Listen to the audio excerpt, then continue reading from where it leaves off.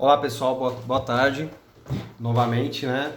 Hoje a gente vai trabalhar um pouco sobre o conceito de cultura e aí para a gente começar a pensar sobre esse conceito, nós precisamos entender que o conceito de cultura ele é abordado pelas ciências sociais e pela antropologia. Então é um conceito que vai ser construído, ele vai ser construído a partir das ciências sociais e a partir da própria antropologia. E o que seria a cultura? Nas ciências sociais, o conceito de cultura é um conjunto de crenças, línguas, regras, manifestações artísticas, técnicas e tradições, ensinamentos e costumes que representam uma determinada sociedade. Então eu gosto de pensar na ideia de cultura como sendo tudo aquilo que nós fazemos. A cultura não está presente apenas em um desenho, ou uma redação, ou mesmo uma música. A cultura ela retrata o conjunto das experiências de um povo. Então, se eu tenho um determinado comportamento, é porque eu tenho um traço cultural, que esse traço cultural ele é uma herança de uma tradição cultural. E aí, nesse sentido, que nós temos a noção de diversidades étnicas presentes na nossa sociedade. Só que o conceito de cultura, ele originalmente, ele não existia antes do século XIX. Como eu disse, eu iniciei aqui falando para vocês que o conceito de cultura, ou a ideia de cultura, ele vai ser abordado nas ciências sociais. E, portanto, nós não temos ciências sociais antes do século XIX. Então, a Revolução Industrial é ela responsável por difundir e de fazer a divisão internacional do trabalho, e a partir dessa divisão internacional do trabalho, entende-se que há um problema que precisa ser resolvido, e esse é o problema precisa ser resolvido para que houvesse uma melhoria da transformação da ordem econômica. Então a gente já viu isso dentro da sociologia.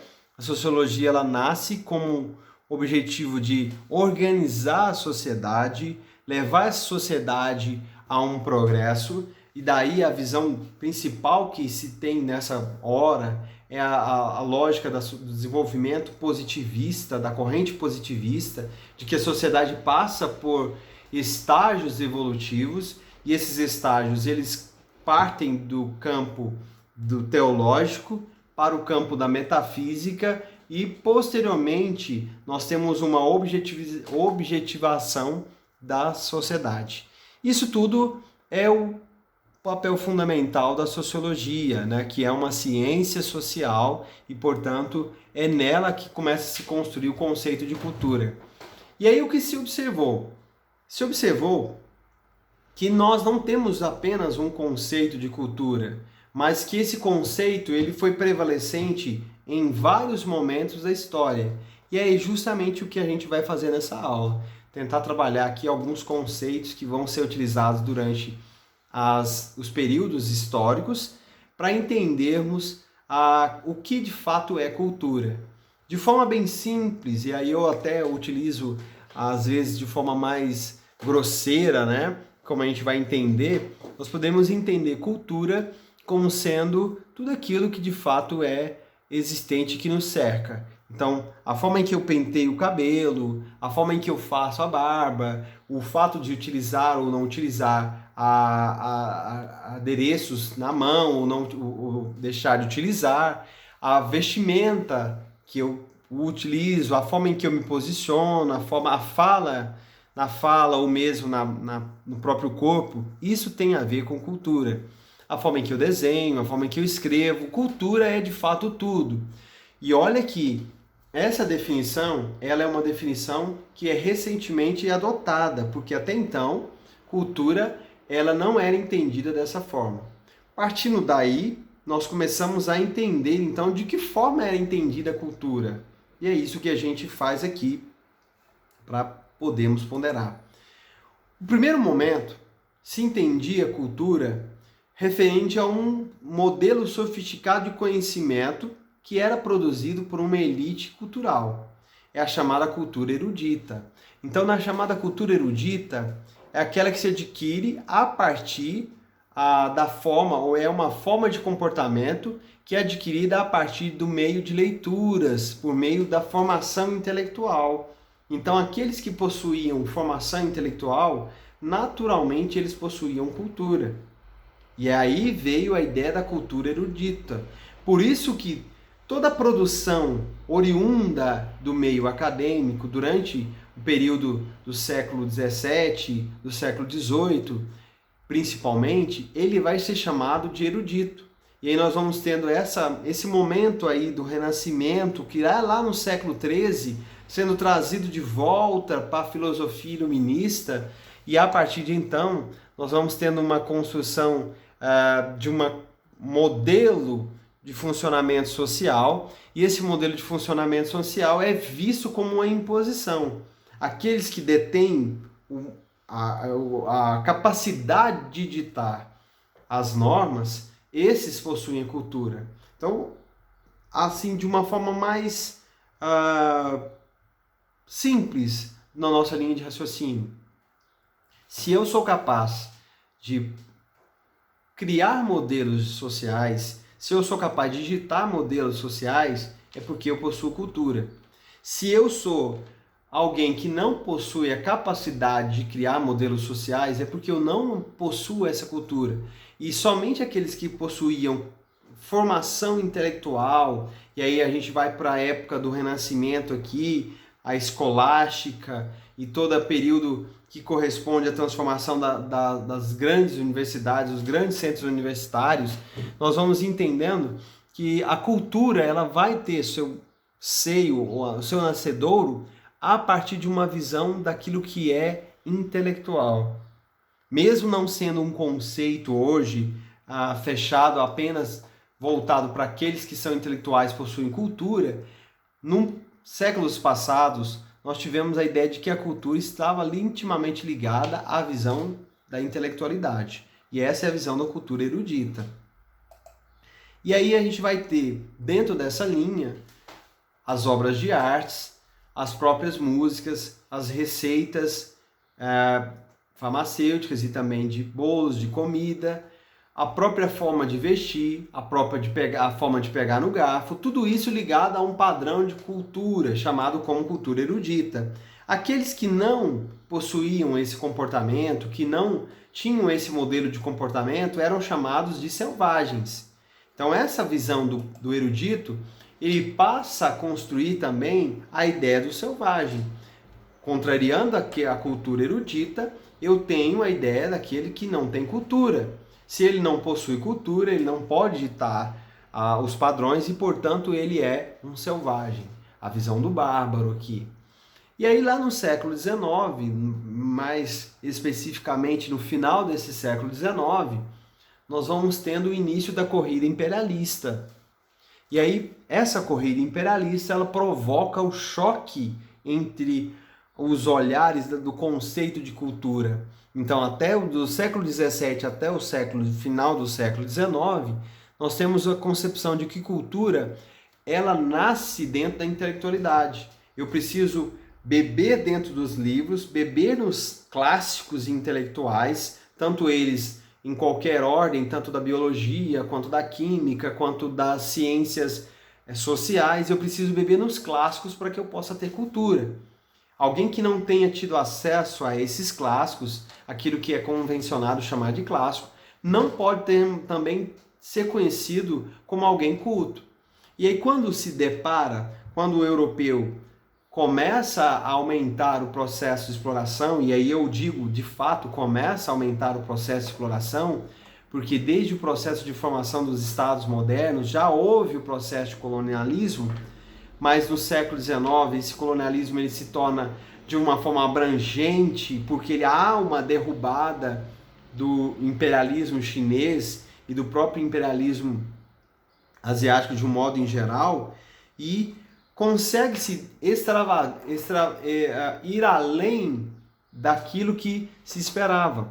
Então, a cultura europeia ela começa a assumir um valor de centro político, um valor de centro de fato, e aí nós começamos a ter, dentro dessa perspectiva, a ideia do etnocentrismo. Então eu vou para a África e aí eu me deparo com um comportamento totalmente diferente daquele que é o meu. O que eu começo a perceber? Que eles não possuem cultura. E aí dessa forma eu preciso levar essa cultura a esses povos. Mas como há um choque muito grande, e aí esse choque, via de regra, ele produz um efeito colateral que se torna evidente, esse efeito colateral ele acaba também fazendo com que haja uma vinda daquela cultura, aquele comportamento que até então não era visto como cultura, para a cultura europeia.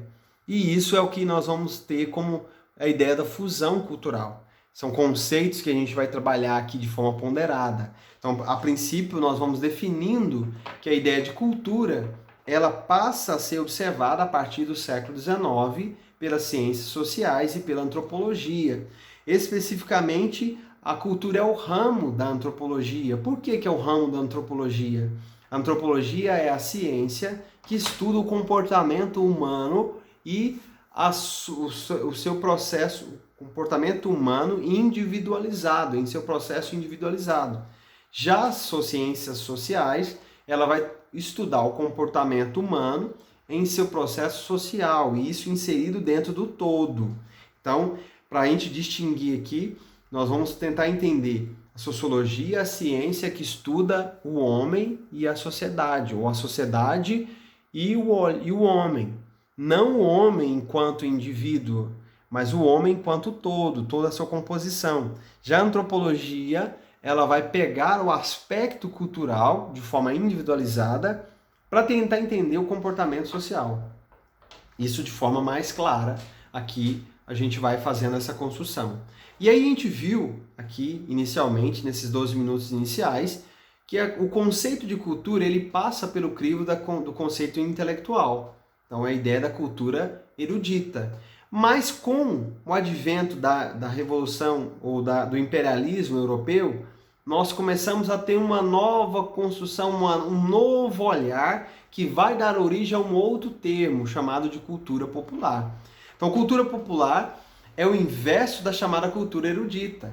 Enquanto que a cultura erudita ela vem dos seios acadêmicos, da intelectualidade, da leitura do clássico, a cultura popular trata-se do domínio geral de uma sociedade, representado por conhecimento simples e de menor acabamento estético. Por exemplo, a música, as festas, e são exemplos desse tipo de cultura. Então, aquilo que nasce no meio de uma sociedade e que prolifera-se sem ter uma explicação fundamentada, sem ter uma explicação objetivada no sentido intelectual da palavra, é chamado de cultura popular. Então eu posso ter o uso de um determinado item na hora de fazer o meu alimento. E aí esse uso ele passa a fazer parte da sociedade em que eu vivo. E isso pode vir a proliferar durante muitos anos e se tornar cultura popular. Então a cultura popular nada mais que a ideia de um domínio geral da cultura, uma forma de comportamento social que não tem um fundamento acadêmico, erudito, como é utilizado o termo, mas ele nasce do meio social, ele nasce no meio da população, sem um fundamento clássico. Então, a gente precisa aqui tomar cuidado para não confundir cultura popular com cultura de massa, né? Quando a gente fala cultura popular, nós não podemos confundir o termo popular como sendo a ideia de pobre, né? Via de regra, há um preconceito muito grande, e esse preconceito ele advém justamente do conceito de cultura, né? Que é um conceito que passa a ser utilizado durante toda a filosofia iluminista e advém da corrida imperialista do século XIX, e da própria Primeira Guerra Mundial, onde se cria a ideia de que a Europa é o berço da cultura. A Europa é, de fato, o local onde prevalecem as culturas. E tudo aquilo que não é europeu, tudo aquilo que não é ligado ao clássico, é ligado à intelectualidade, né? Então, nesse sentido, a gente está colocando a Europa como sendo o centro intelectual da Terra. Então, aqui a gente constrói muito bem o conceito de etnocentrismo. Então, para fazer a diferenciação, né, a cultura popular não pode ser entendida como algo aleatório, como algo ligado a alguém que não tenha condições financeiras. Mas a cultura popular, ela advém da ideia de uma cultura que nasce em uma determinada sociedade, um comportamento, né? Então, de forma bem simples, cultura é um comportamento e ele pode ser linguístico, ele pode ser religioso, ele pode ser esportivo, enfim, a cultura é tudo aquilo que cerca uma determinada sociedade. E nesse caso, uma cultura popular é um domínio que nasce, um determinado comportamento que nasce na sociedade. Aqui, no estado de Goiás, por exemplo, a tradição da festa do milho. Se utiliza muito a festa do milho, principalmente no período de junho até agosto, que é o momento em que se comemora uma festividade também de caráter religiosa. É claro que essa festividade religiosa ela tem origem na igreja cristã, católica cristã, mas ela acabou se tornando um traço cultural do estado, onde se comemoram com festas juninas e vestimentas típicas e também pratos típicos dessa festa. E isso é o típico momento ou o típico exemplo daquilo que é cultura popular. Outro exemplo mais próximo de facilitador seria a própria ideia do funk, que na década de 90 ele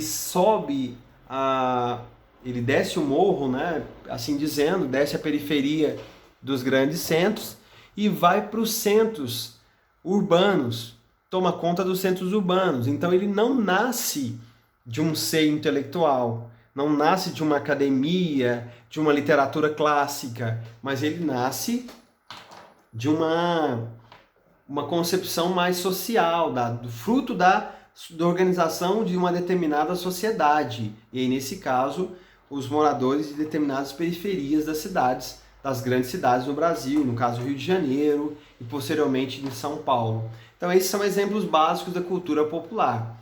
E aí a gente continua pensando, né, na cultura agora regional. Então vejam, cultura erudita é aquela que advém de um ser intelectual, a partir de literaturas clássicas, de obras clássicas, de músicas clássicas. E aí o termo clássico ele precisa ficar claro também.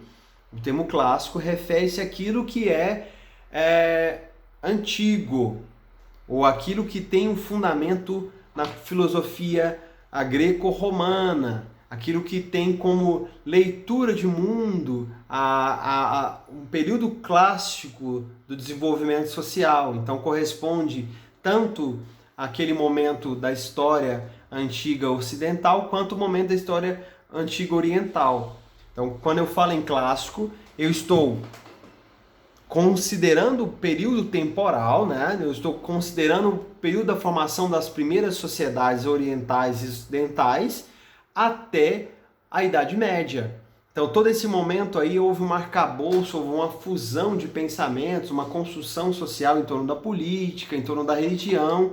E aí esse período medievo, ele acaba transformando, ou ele fazendo com que houvesse uma espécie de lacuna temporal. Então, quando eu falo no clássico, é como se fosse um resgate desse momento antigo. E aí, a cultura clássica é a leitura daquilo que era da Idade Antiga. E a cultura popular é a cultura que advém de um determinado comportamento social e não de uma intelectualidade. Já a cultura regional. A cultura regional é um conceito que caracteriza uma região, um território. A cultura nacional de um país, como no caso o Brasil, nós podemos pensar em culturas, porque nós possuímos várias culturas. De um estado para outro, nós temos modos distintos de fala, modos distintos de vestimentas. Aquilo que é padrão, aquilo que é o clássico. Aquilo que é convencionado, que é adotado como certo, muitas vezes vem da cultura clássica. E aí entendemos aqui perfeitamente que em um momento da história, início, final do século XIX, início do século XX, nós vamos ter a Europa como considerada como centro daquilo que é de fato o modelo de comportamento social, e a partir de então nós começamos a disseminar determinados conceitos, e entre eles a ideia do conceito de cultura popular, conceito de cultura clássica e o conceito de cultura regional. Avançando um pouco, né, na nossa explicação, nós também temos a ideia da cultura nacional. Cultura nacional é o conjunto de características culturais que identificam uma nação.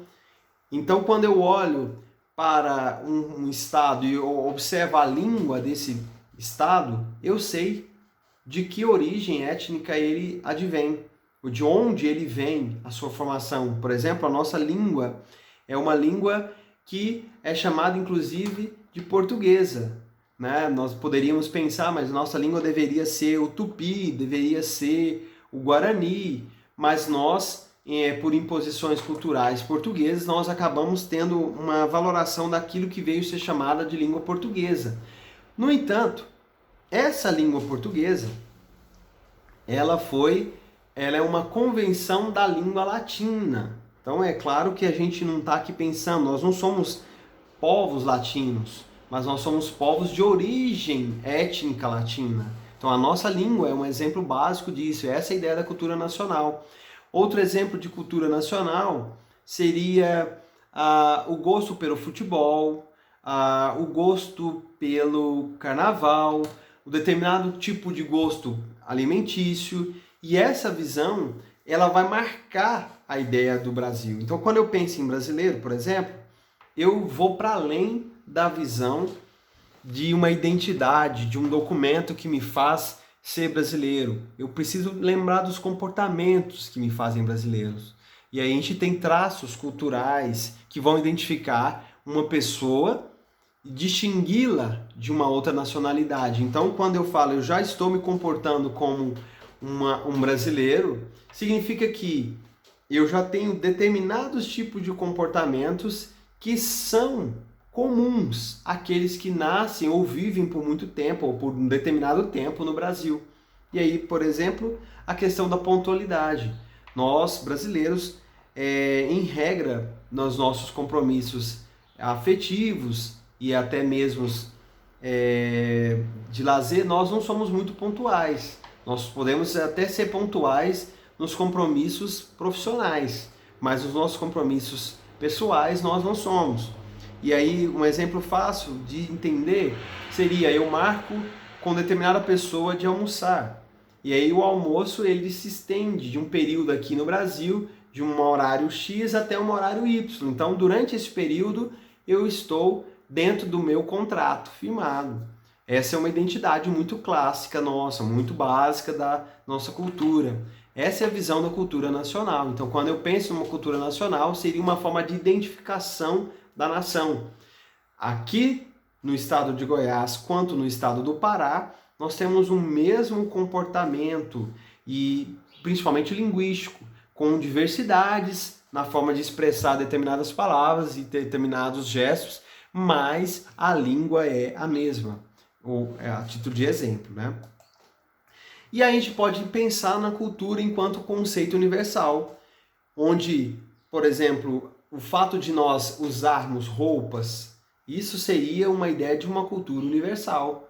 De um modo em geral, quando nós nos deparamos com pessoas que não estão, e aí eu não estou aqui discriminando ou criminalizando, discriminando no sentido de separar aqueles que estão vestidos ou não vestidos, ou criminalizando, dizendo que eles estão certos ou errados. Mas quando nós nos deparamos com pessoas que estão nuas, de um modo em geral, nós achamos que aquilo ali é uma coisa horrenda. Por quê? A nudez foi considerada algo estranho para nós, algo que não pode ser aceitado dentro do comportamento social. E é claro que não é meu objetivo agora discutir sobre nudez, mas é a título de pensarmos mesmo que a gente esteja com um tapa-sexo ou que esteja com determinada figura cobrindo os nossos órgãos genitais ou mesmo parte deles, nós temos um hábito, uma cultura, né? Um modelo que acabou se disseminando por todos os lugares do mundo, que é o modelo de criar uma espécie de obscuridade, uma espécie de proteção sobre os nossos órgãos genitais. É um exemplo de cultura universal. Outro elemento seria a própria lei, os próprios modelos jurídicos, né? Nós temos os modelos jurídicos que vão de um ponto do nosso país até os extremos do Oriente. E isso se dá por causa do sistema econômico, e daí a gente vai pensar na questão da globalização. Então, para nós começarmos a pensar sobre cultura, é melhor nós começarmos a pensar sobre esses 4 aspectos aqui e pensarmos na ideia dos 4 conceitos, né? E aí hoje a gente fecha aqui pensando, fazendo só esse fechamento na ideia da cultura clássica, perdão, na cultura erudita ou clássica, na cultura popular, que não tem nada a ver com pobre, mas tem a ver com o social, aquele que nasce no meio social, e pensamos na cultura regional, que ela é característica de uma determinada região, e, por fim, a cultura nacional. E aí nos nossos próximos encontros, que a gente vai falar um pouco mais específico de cada cultura, nós vamos nos apropriar desses conceitos e vermos um pouco também das etimologias das palavras. E é isso aí, pessoal. Um abraço a todos e eu espero que tenha contribuído para vocês um pouco do entendimento daquilo que vem a ser cultura. Nos nossos próximos encontros, a gente aprofunda mais sobre esse aspecto. E até mais.